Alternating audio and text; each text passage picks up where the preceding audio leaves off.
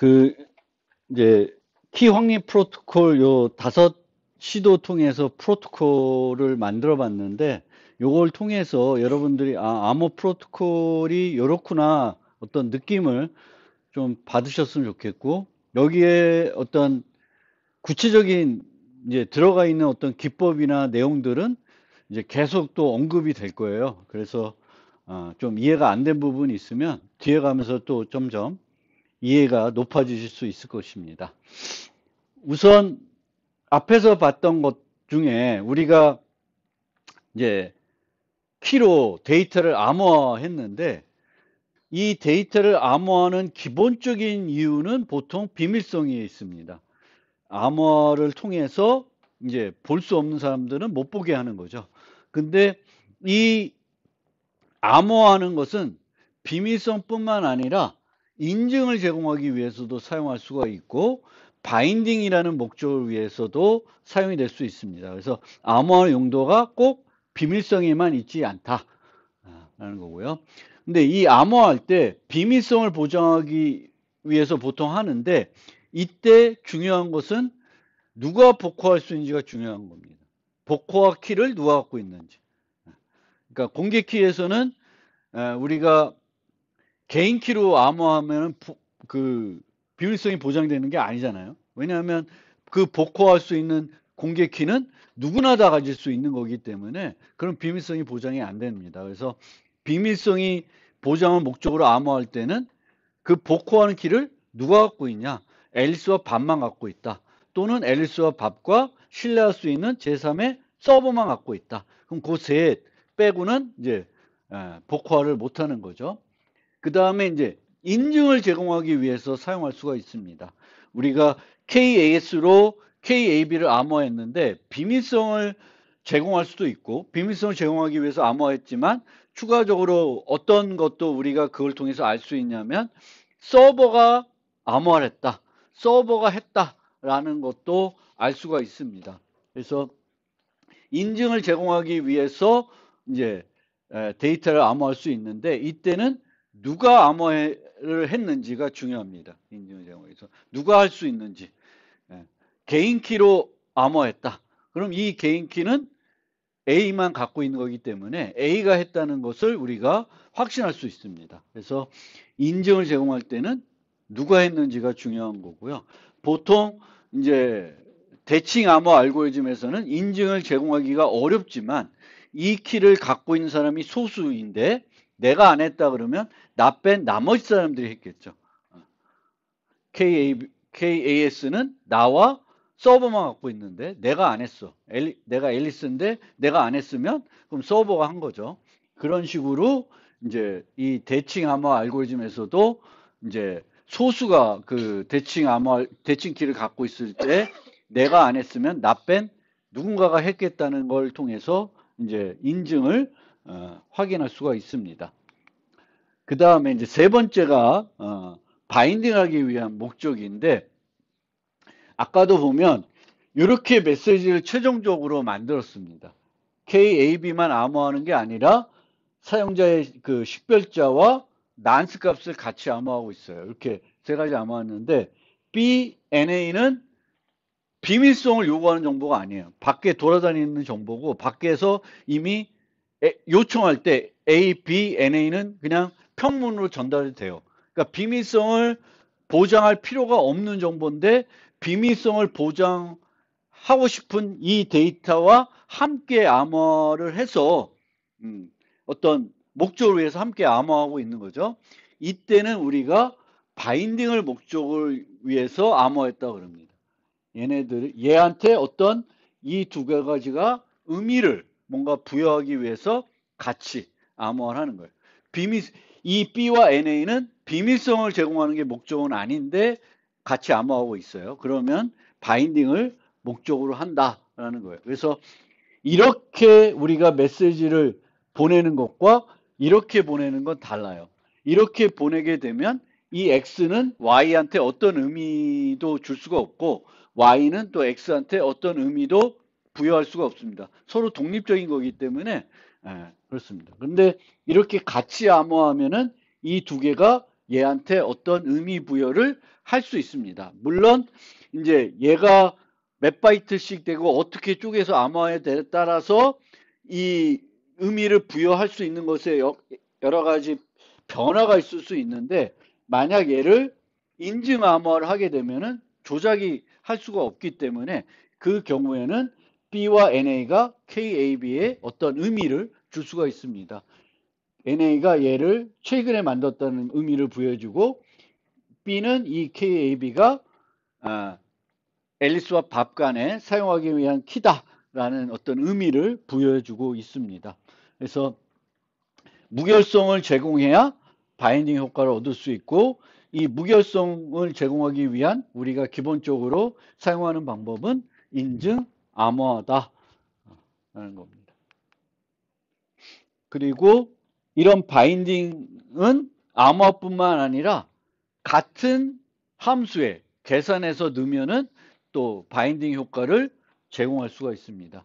그래서 이 경우를 보면은 이제 B와 NA를 같이 암호화하지 않고 비밀성을 보장해야 되는 KAB만 암호화하고 있고, 나머지는 맥을 통해서 바인딩을 하고 있습니다.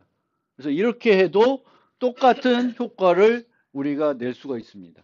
같은 함수에 넣어서 암호화 값을 계산하고 있기 때문에 B와 NA가 KAB에 어떤 해석하는데 의미를 줄 수가 있습니다.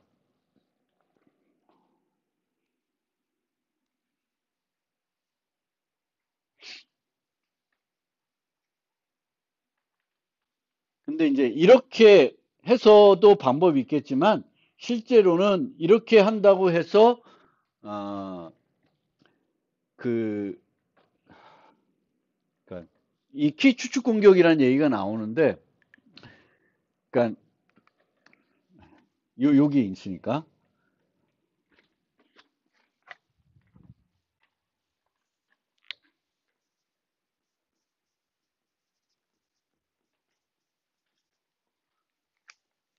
요거는 랜덤 정보잖아요. KAB는 랜덤 정보만 암호화를 하게 되면 내가 키 추측 공격을 한다는 건 K라는 어떤 키로 KS가 K인가 하고 추측하는 거예요. 그 다음에 얘를 풀어보는 거예요. 풀어봐요. 근데 얘를 풀어보면 랜덤 값이니까 내가 추측한 게 맞는지 틀리는지 알 수가 없습니다. 내가 이게 맞게 됐는지 잘 풀렸는지 알 수가 없어요. 근데 이렇게 되면 요 B와 NA는 이미 그 평문으로 나간 정보이고요. B는 안 나갔다 하더라도 식별만 되면 제대로 풀렸다고 알 수가 있습니다. 왜냐하면 우리가 아이디 같은 거를 막 이상한 아이디를 안 쓰고 보통 보면 알겠죠. 제대로 풀렸는지 안 풀렸는지. 그래서 이런 정보들을 함께 암호하면은 키 추측 공격이 조금 더 쉬워집니다. 그러니까 랜덤한 정보만 암호하면 좋은데 그렇지 못하니까 이제 이렇게 하게 되는데, 그런 면에서 이런 식으로 만들게 되면은 키 추측 공격이, 얘는 랜덤한 정보만 암호화를 했잖아요. 근데 이 경우에는 물론 여기가 이제 K 프라임 AS라고 해서 또 다른 키를 쓰고 있으니까 이제 조금 더 어려워지고 있는데, 만약에 K 프라임 AS가 아니라 얘도 똑같은 키다. 그러면 어떤 추측 공격을 할 수 있냐면은, 내가 얘를 K로 풀어. 그럼 뭔가 값이 없겠죠. 그걸 K 프라임이야. 그러면 그 맥 값으로 B, NA 넣고 요 풀린 K 프라임을 넣어가지고 얘와 같은지 봐요. 같으면은 이제 내 추측이 맞았다고 확인할 수가 있습니다. 그래서 실제 여기는 이제 서로 다른 키를 쓰고 있어서 조금 더 키 추측 공격이 어려워지긴 했는데, 뭐 어려움 정도가 아주 강화된 건 아니고요, 보통은. 그래서 일반적으로 우리가 프로토콜을 이렇게 하지 않고 그런 문제들 때문에 어쨌든 키 추측 공격은 가능하기 때문에 실제 많이 쓰는 방법은 이런 식으로 인증 암호화를 하는 방법을 많이 쓰게 됩니다. 그래서 키 추출 공격은 뭐 못하게끔 하기에는 되게 어려워요. 어려워서 걔는 이렇게 좀 뭔가 절대 못하게끔 뭔가 막는 방법을 쓰진 않고요. 보통은 우리가 이제 이렇게 하는 것보다는 이런 식으로 그 인증 암호하는 방법을 써서 무결성까지 함께 제공을 합니다.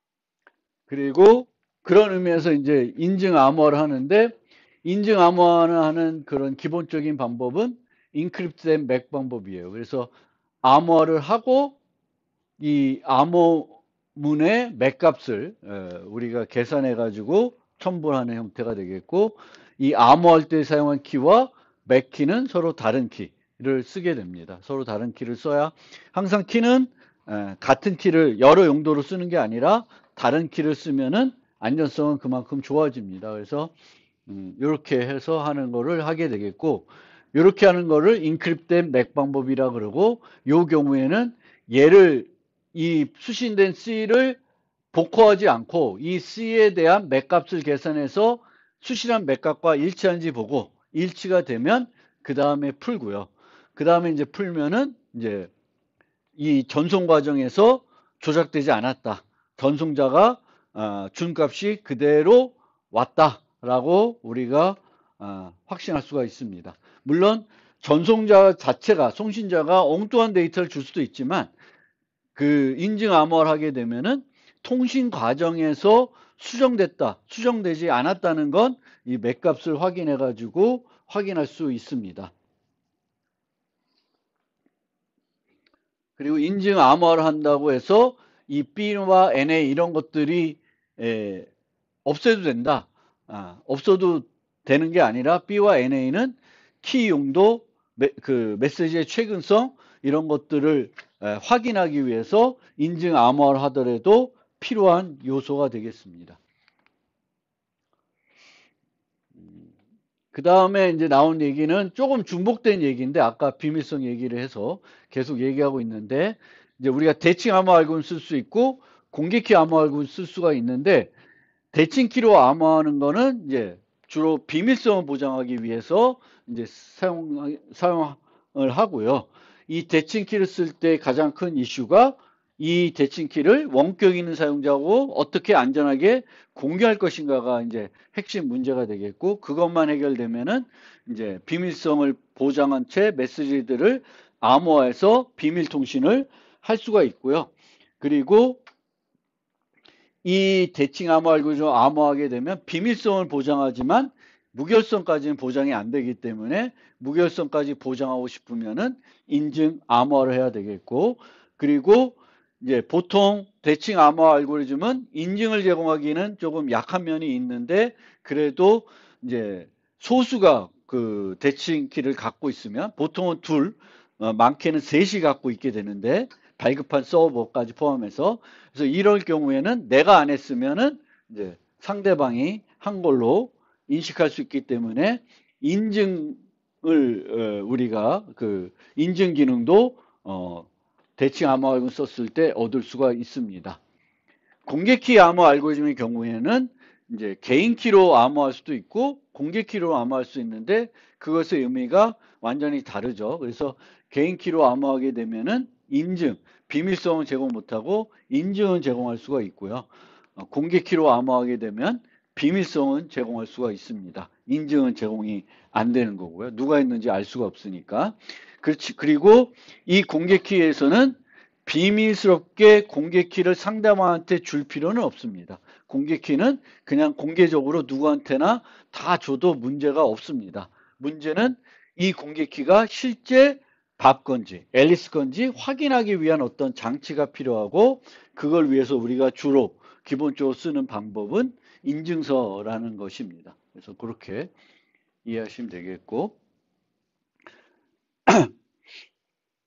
이제 암호 프로토콜도 암호 알고리즘과 마찬가지로 안전성을 증명을 해서 안전하다고 여겨야 실제 현장에서 사용할 수가 있는데 암호 프로토콜은 그 안전성을 증명하기가 암호 알고리즘에 비해서 훨씬 더 어렵습니다. 그 이유는 암호 알고리즘은 딱 어떤 목적이 여러 가지가 아니에요. 요구사항도 여러 가지가 아니라 비밀성이면 비밀성, 인증이면 인증 뭐 이렇게 하나가 되는데 암호 프로토콜들은 그 안에서 보장해야 되는 내용들이 대단히 많이 있어요. 예를 들면 전자선거해주는 프로토콜이다.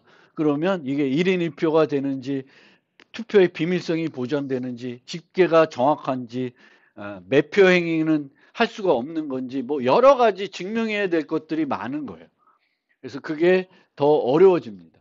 그리고 이 당연한 거지만 이제 안전한 것만은 부족하고 그 사용되는 응용에서 필요하는 효율성도 갖춰야 되겠죠. 효율적이지 못하면은 현장에서 또 사용하기가 어려울 거고요. 요즘은 효율적이고 안전한 것뿐만 아니라 또 중요하게 고려되는 게 사용하기 얼마나 편리하냐. 편리하지 않고 복잡하면 안전하더라도 사용자들이 많이 안 쓰고 또 이제 컴퓨터를 잘 다루지 못하는 기기들을 잘 다루지 못하는 분들도 있기 때문에 이제 이런 분들에는 이제 편리하지 않으면 그래서 이 공인인증서 같은 문제도 그 편리성이 또 큰 걸림돌이 된 거죠. 편리하지 못하다. 카톡, 뭐 카카오, 뭐 네이버 인증서는 쓰기 편하고 공동 인증서는 쓰기 불편하다. 이런 인식들이 있는 거죠. 그래서 그런 것들이 또 요소로 그 프로토콜을 실제 현장에 쓰냐 안 쓰냐가 이제 편리성도 하나의 중요한 요소가 됩니다.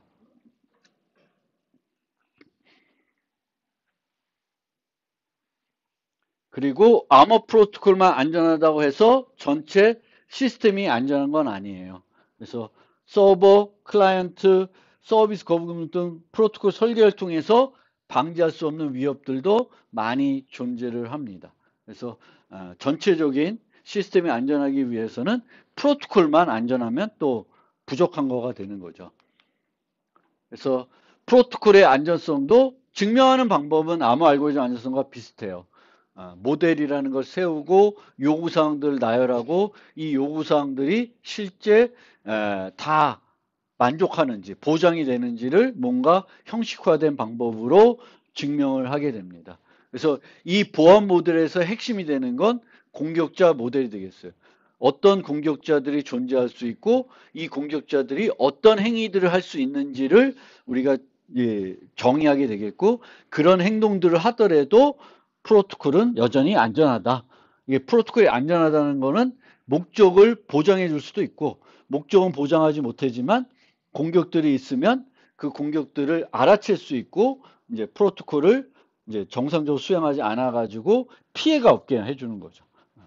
그래서 그런 거고 이 공격자들을 우리가 고려할 때 항상 공모 공격에 대해서도 잘 고민을 해야 돼요. 공모 공격이 상당히 막강한 공격일 수가 있습니다. 상황에 따라서는. 그래서 이 공모 공격들 막는 것도 어렵습니다. 그러니까 전자선거 시스템에서 각 개인들은 투표를 할 수 있는데 여러 사용자들이 모여가지고 그럼 그 사용자들이 모여서 그 사용자들이 아닌 다른 사람 투표를 할 수 있다. 그럼 문제가 커지는 거죠. 그래서 공모 공격 같은 것들을 못하게끔 막아야 되는 그런 것들이 있고요.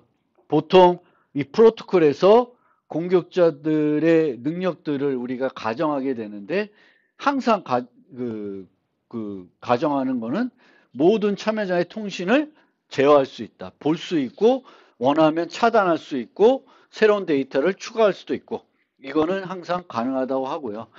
또 지난 프로토콜 수행을 통해 확립된 세션 키나 뭐 키들은 얻을 수 있다. 그러니까 이런 키들을 얻더라도 피해가 최소화되게끔 프로토콜들을 만들게 되겠고요. 그게 이제 이런 거고요. 이 공격자의 종류는 제3의 공격자와 내부 공격자로 나눌 수가 있는데 이제 내부 공격자는 그 시스템을 사용할 수 있는 사용자가 되는 거죠. 그래서 전자선거 시스템을 자꾸 비유하는데 투표권이 있는 사용자가 공격할 수도 있고 투표권이 없는 사용자가 뭔가 공격할 수도 있으니까 그렇게 되는 거고요. 악의적인 내부 존재자, 정직한 내부자, 뭐 이렇게 이제 나눠서 우리가 프로토콜들의 안전성들을 논하게 됩니다. 그 다음에 효율성을 논할 때는 두 가지를 프로토콜 효율성을 논하는데 계산 효율성, 통신 효율성 두 가지 측면을 고려하게 되겠고요. 계산 효율성은 주로 암호 프로토콜이니까 뭘 써요? 암호 기술을 쓰겠죠. 그럼 어떤 비싼 암호 기술 쓰냐? 이걸 가지고 또 그 비싼 암호 기술을 얼마나 많이 쓰냐? 이거 가지고 이제 프로토콜의 효율성들을 따지게 됩니다. 특히 공개키 기술 같은 경우에는 소형 장치에서는 좀 사용하기가 어렵습니다. 왜냐하면은 되게 큰 정수 연산들 갖고 그 알고리즘을 수행하기 때문에 아주 간단한 칩에서는 그 공개키 기술 쓰기가 어려워요. 그래서 그런 게 있고요. 그리고 뭐 공개키 기술 쓰고 대칭키 기술도 쓴다. 그럼 대칭키 기술 얼마 쓰는지는 중요하지 않아요. 공개키 기술 얼마 쓰냐가 우리가 살펴보는 거죠. 우리가 빅5 분석을 할 때도 이제 뭐 n3승 더하기 n제곱 뭐 이렇게 하면 n제곱 이쪽 부분은 신경 안 쓰죠. n3승 부분이 제일 큰 영향을 주는 거죠. 마찬가지로 공개키와 대칭키가 있으면 공개키가 대칭키보다 월등히 그 비용이 많이 들어가는 연산이 되기 때문에 공개키를 쓰는 순간에는 공개키를 얼마나 많이 쓰냐 이걸 따져보게 되겠고 이 공개키에서도 개인키를 얼마나 쓰냐 또 공개키를 얼마나 쓰냐 이걸 또 나눠서 고려할 수도 있어요. RSA 같은 알고리즘의 경우에는 공개키로 암호하는 거에 비해서 개인키로 암호하는 게 훨씬 더 비용이 많이 들어가요. 그래서 그런 이제 그 어떤 키로 우리가 연산을 주로 하냐가 또 비용 차이가 있을 수 있습니다. 그리고 이런 계산의 효율성은 기술의 발달에 따라서 또 차이가 있고요. 통신 효율성은 보통 가장 먼저 살펴보는 게 라운드가 얼마나 많냐. 라운드를 보게 됩니다. 라운드라는 거는 이제 주고받으면 이게 라운드예요. 그러니까 같이 보낼 수 있으면 서로 다른 라운드라고 생각하지 않은데 보통은 아까처럼 난스를 보내고 난스가 포함돼서 오면 그 두 개의 메시지는 다른 라운드예요. 왜냐하면 얘가 메시지가 도착해야지만 그 다음 메시지를 만들 수가 있어요. 동시에 주고받을 수가 없습니다. 그래서 라운드 수를 줄이는 게 통신 비용을 줄이는 그게 가장 핵심이 되겠고요. 물론 메시지의 크기도 줄이면 좋은데 메시지 크기보다는 전체적으로 라운드 수를 줄이는 게 더 효율적이라고 합니다. 근데 뭐 제가 통신 전문가는 아니어서 조금 얘기가 또 달랄 수도 있는데 어쨌든 기본적으로 우리가 암호 프로토콜을 만들 때는 라운드 수를 줄이는 거에 초점을 맞추고 있고 물론 어떻게 하면 당연히 상식적으로 메시지 크기를 줄이면 통신은 더 효율적일 수가 있죠. 그리고 아까도 얘기했듯이 이 공개키 기술 같은 경우에는 이런 소형 단말에서는 동작을 못하게 되겠고요. 이런 소형 단말들 중에 고정 전원을 쓰지 않는 단말들이 있어요. 우리 핸드폰들이 그런 거죠. 핸드폰들이 있는데 이런 핸드폰 같은 이제 배터리를 고정 전원이 아니라 배터리를 쓰는 경우에는 이 효율성이 또 뭐하고 관련이 되냐면은 기기의 수명하고도 관련이 있습니다. 그러니까 기기를 얼마나 충전하기 전까지 오래 쓸 수 있냐. 또 아예 충전이 안 되는 그런 기기들도 있어요. 한번 배터리 갖고 사용하다가 배터리가 끝나면 이제 못 쓰는 그런 기기들도 있습니다. 재충전할 수 없는 그런 어떤 시스템도 있거든요. 그런 데서는 전원 소모를 줄이는 것이 되게 중요할 수가 있어요. 전원 소모를 줄여야 그만큼 서비스를 오래 사용할 수가 있습니다. 그러면 이런 무선통신 기반 이동 휴대 단말에서 전원 소모에 가장 영향을 많이 주는 것은 핸드폰 같은 거 요즘에는 그 화면 처리할 때 그 밝기를 우리가 조절하는 이유도 그렇고요. 그때 배터리를 많이 쓰는데 화면 처리가 이렇게 복잡하지 않다. 그러면 가장 비용이 많이 소모되는 거는 메시지 송신이에요. 수신이 아니라 송신. 그러니까 메시지를 내가 무선 메시지를 보내려면 전기를 이용해 전기 신호를 내뿜는 거거든요. 그래서 전기 신호를 내보내야 되기 때문에 또 그 전기 신호를 얼마나 세게 내보내냐에 따라서 멀리 갈 수가 있습니다. 그래서 가장 그 전력 소모를 많이 하는 부분은 메시지 수신이 아니라 송신. 그래서 메시지 얼마나 내가 자주 보내야 되냐, 얼마나 세게 보내야 되냐에 따라서 달라집니다. 그리고 이제 무선 통신에서는 전원 소모를 많이 하면 많이 할수록 나중되면 통신할 수 있는 거리가 짧아져요. 왜냐하면 그만큼 큰 세기로 메시지를 못 보내니까 이게 줄어드는 그런 문제도 있습니다. 그리고 예전에는, 요즘은 이런 걸 많이 안 하는데, 예전에는 이제 이렇게 이 비용들을 줄이기 위해서 충전할 때 뭔가 막 계산해서 저장해 놓은 다음에 실제 들고 다닐 때는 그 계산된 걸 이용해 가지고 이제 사용하는 경우가 있었어요. 그렇게 하게 되면은 이제 내가 이 들고 다니면서 충전하지 않은 상태에서는 계산 비용이 안 들어가는 거죠. 다 미리 계산해 왔으니까. 그래서 그런 방법들로 프리 컴퓨테이션 한다는 거는 내가 충전 중일 때거나 꽂아놨을 때 뭔가 필요한 연산들을 계산하게끔 해놔서 나중에 실제 이제 전원 공급이 내가 배터리를 쓰고 있을 때는 새로 계산하지 않고 저장된 값을 이용해서 프로토콜 수행하게 해가지고 전력 소비를 줄이는 거죠. 물론 메모리 용량은 늘어나지만 이제 소비를 하는 경우가 있고, 또 프로토콜을 만들 때 서버하고 통신해서 프로토콜을 만들면은 가급적이면 비싼 연산은 클라이언트가 하지 않고 누가 서버가 하게끔 하게 되면은 그만큼 단말들의 그 계산 비용을 줄일 수가 있어요. 그래서 우리가 프로토콜들을 또 서비스를, 이게 뭐 그거는 암호 프로토콜이 아니더라도 서비스를 만들 때 내 서비스를 썼더니 내 배터리가 금방금방 닳더라. 그러면 그 앱을 별로 쓰고 싶지가 않잖아. 이제 그러기 위해서는 이제 계산을 여기서 집중적으로 하는 게 아니라 이제 서버에 하는 거죠. 그런 면에서도 요즘 그 AI 같은 것 경우에도 이제 핸드폰에서 직접적으로 할 수도 있는데, 그게 핸드폰에 하다 보면은 뭐가 문제가 되냐면 배터리 소모가 많이 되는 거죠. 배터리 소모가 많이 되니까 자꾸 배터리 소모되니까 이제 이 그걸 이제 쓰기 싫어지는 거지. 근데 나는 옛날에 여러분들 그 언제 옛날에는 이 배터리를 이렇게 뺐다 꼈다 할 수 있었잖아. 그때가 좋았는데 요즘은 못 빼니까 이게. 근데 이 배터리는 소모품이에요. 그러니까 이게 오래되면 이게 뭐랄까 충전도 잘 안 되고 이게 빨리 닳고 그런 것 같아요. 그래서 이 애플은 그게 좀 교체하는 비용이 크더라고요. 근데 갤럭시 쪽은 그게 그렇게 비싸진 않은 것 같아요. 얼마 전에 제가 또 액정을 깨먹은 게 아니라 뒷면을 깨먹었거든요. 앞면이 아니라. 근데 그거 뒷면을 깨먹으니까 뒷면은 배터리까지 교체해 주더라고요. 그거는 그냥 깨먹을 만하다. 앞면은 괜히 그 앞에 센서들 막 있어가지고 비용만 비싼데 뒷면은 그게 그 교체를 했는데 배터리까지 교체해 주니까 그건 괜찮더라고요. 일부러 깨먹고 싶어. 어차피 배터리는 좀 오래 쓰면, 물론 그 전에 아마 핸드폰을 바꾸지 않을까요, 여러분들?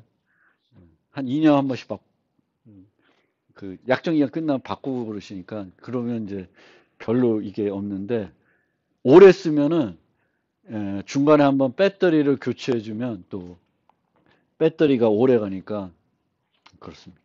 쓸데없는 얘기했네. 예. 그래서 프로토콜과 관련된 기본적인 설명을 드렸습니다.